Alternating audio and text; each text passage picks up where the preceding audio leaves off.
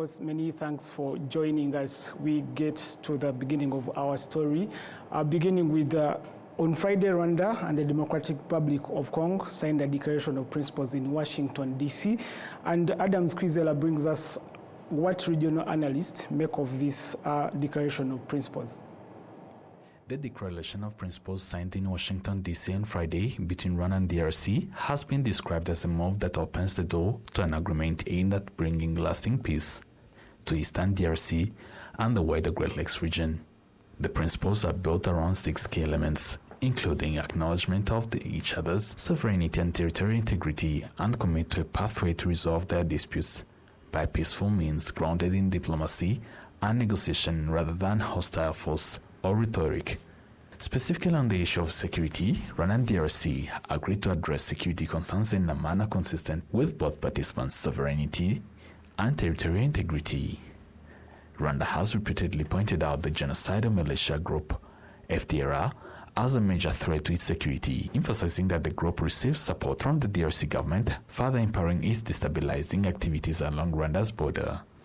Gasumina Jean-Baptiste highlights that if the DRC government genuinely commits to dismantling this group, it will be the first step to implementing the agreed principles.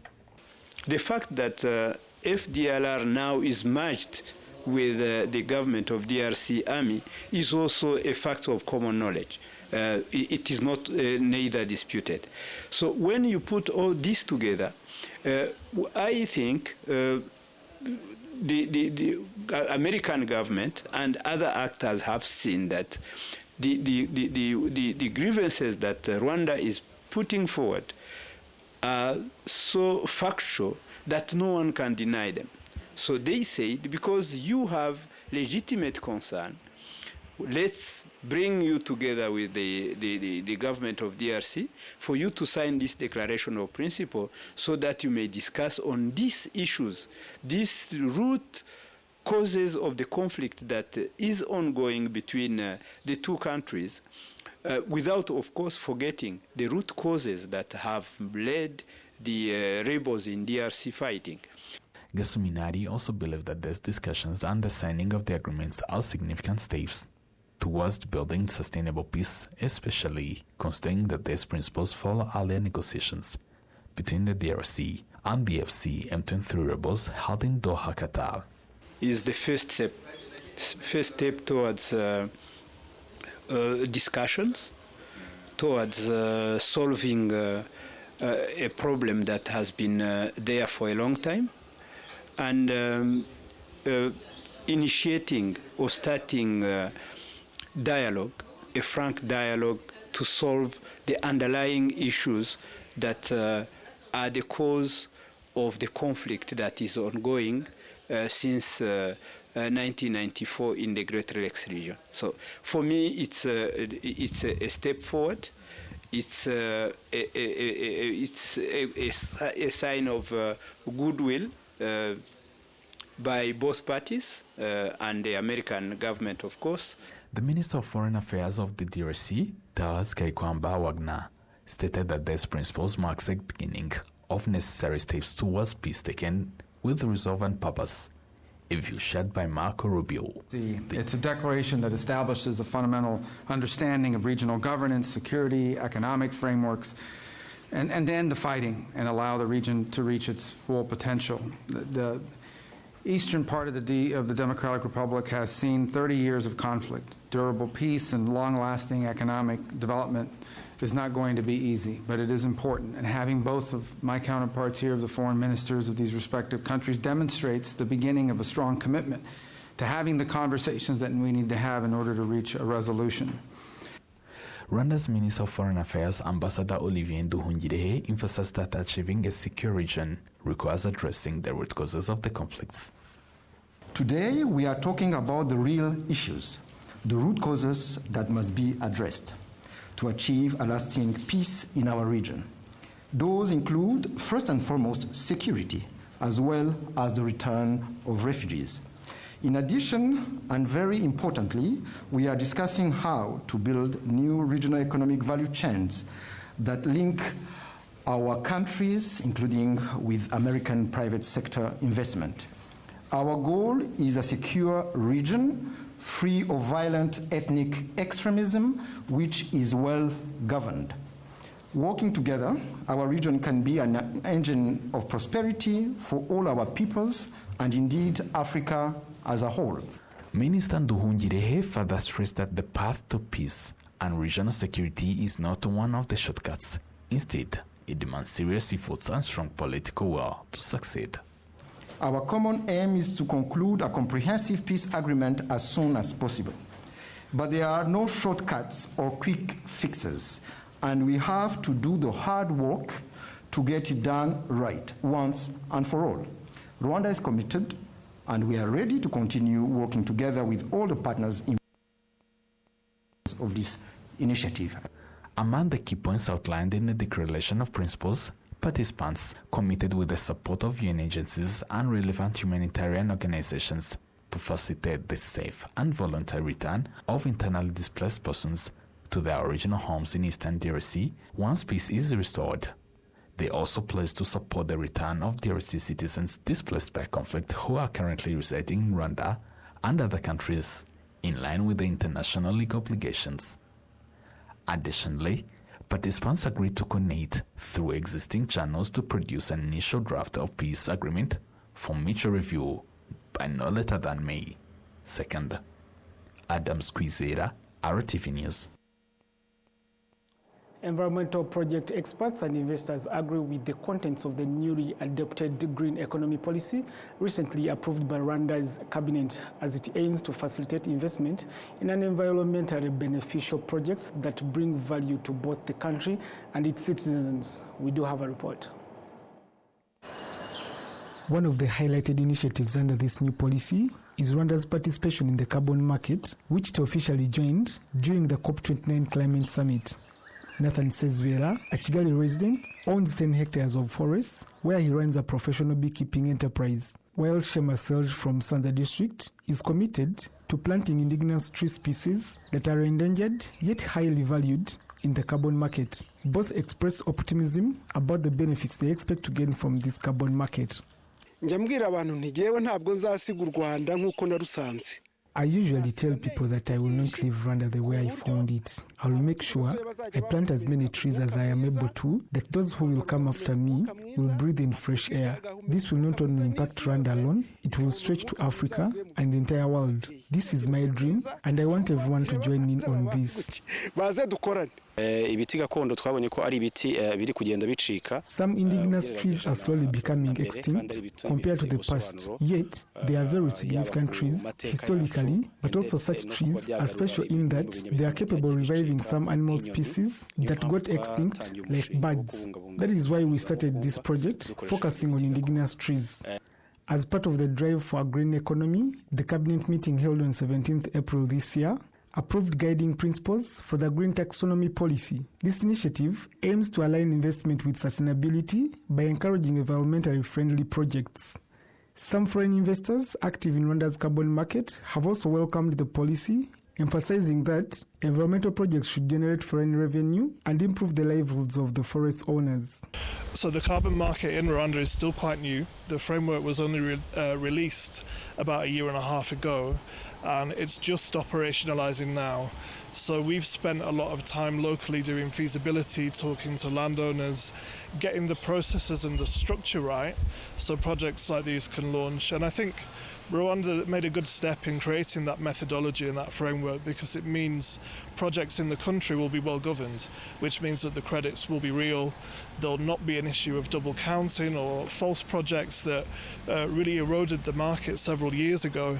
Rwanda's positioned itself very well for this. So I do understand fully that we have to tread carefully as we do this, which is why we work hand in hand, not just with local people, but other local stakeholders, international standards bodies, and the whole of the system in Rwanda to make sure this project delivers well for the local people, but also the country at large.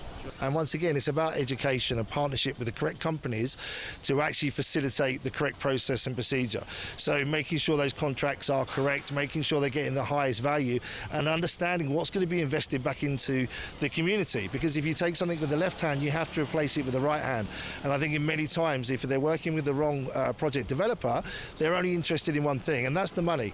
And that's not where Climate Solutions Agency want to be. It's about investing into the project, because if we don't reinvest into the project and the community and we educate, then the credits won't get verified. That's the only process and procedure. They have to be verified at the highest standard, because the people that are investing from the outside, and as you said earlier, is it a good opportunity to invest? Yes, it is, because if they're investing in at the right time and the project is managed correctly, they'll get a very high return on that carbon credit once it's sold. It's about having community-based projects and also government-based projects. So we have to work with the forest management. We have to look at those larger projects that are going to create massive wealth for the country and also investment, but also going back to the smaller stakeholders and engaging with those communities so that we can get money back to those communities and replace, if we're taking something away, like I said earlier, if we're taking something away and stopping them cutting down the trees, we have to make sure that there's a replacement. So look at what other green energies we can introduce, or having to look at regeneration of soil degradation. How do we improve that? And we can do that by introducing many different crops and so on. But it's about working and delivering something that is investable. Rwanda currently contributes just 0.003% to the global emissions, yet the country has committed to a 38% emission reduction by 2030 at a cost of around $11 billion. Environmental expert Vuningoma Faustin agrees that Rwanda should benefit from the carbon market, but urges caution when entering it.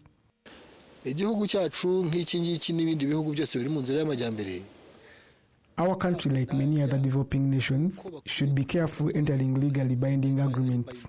Secondly, they should avoid long-term contracts, say like 100 years. They should opt for shorter-term agreements and first assess the consequences and impact over time. Then, we can also engage in the carbon market with wisdom and understanding of its benefits and challenges, and best position ourselves to handle it. The African continent contributes 4% of the global air pollution, yet the continent's forests alone absorb a net 600 million tons of carbon dioxide each year, and only about 2% of the global climate projects funded through carbon trading are in Africa.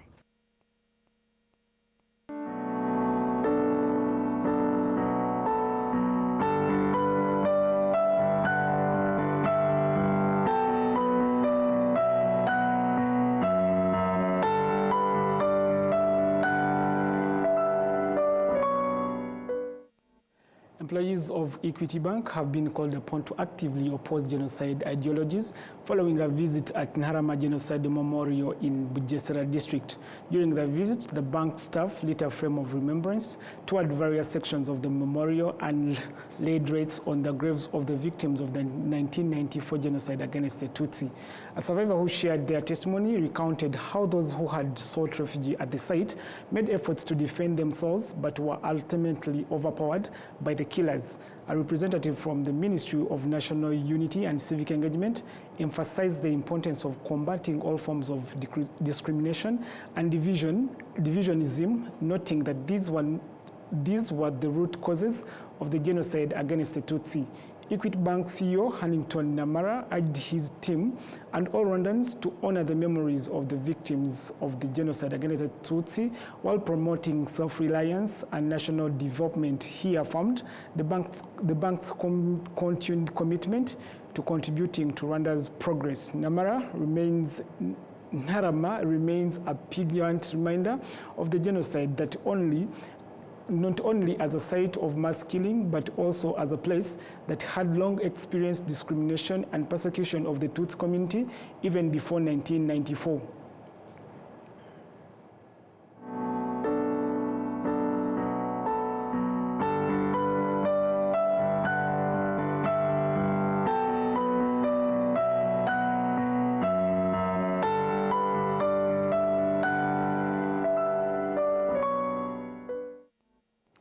Some teachers in private schools say they struggle to cover medical expenses and are calling on employers and relevant authorities to help them access affordable health care similar to what is available for other teachers especially in the public schools. We do have details.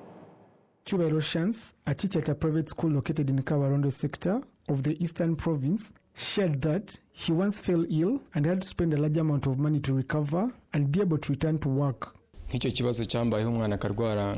once had to pay 12,000 because I had fallen sick. This was just for one day. That caused me to imagine what would happen if I spent more days in the hospital. I felt I would be overwhelmed by bills, and in return this would affect my family as well. Nauga Shira Alphonse, another teacher, says that the school he works at does support their healthcare needs, but adds that this may not continue due to certain challenges. We have been using Rama insurance, but since the recent announcement of some changes in the RSSB contributions, we are worried that we shall not be able to continue getting medical coverage since the institution has informed us that it lacks funds. Hotanyi Faustine, Secretary General of Senedic, a union representing some teachers in private schools, noted that most private schools do not have policies in place to provide medical insurance for their staff. He warns that this affects the quality of education delivered. But we are saying, how comes if a child is sick, a teacher can take a child to the hospital where doesn't have an access over there? So we are trying to also to educate and to make the CBS to make a kind of negotiation with employers that it is very important that a teacher also have a good health insurance. Hotanyi added that discussions have begun on a collaboration with the Ministry of Public Service and Labour, aiming to explore what both employers and employees in private schools can contribute to ensure that they have health or accident insurance, just like their counterparts in the public institutions.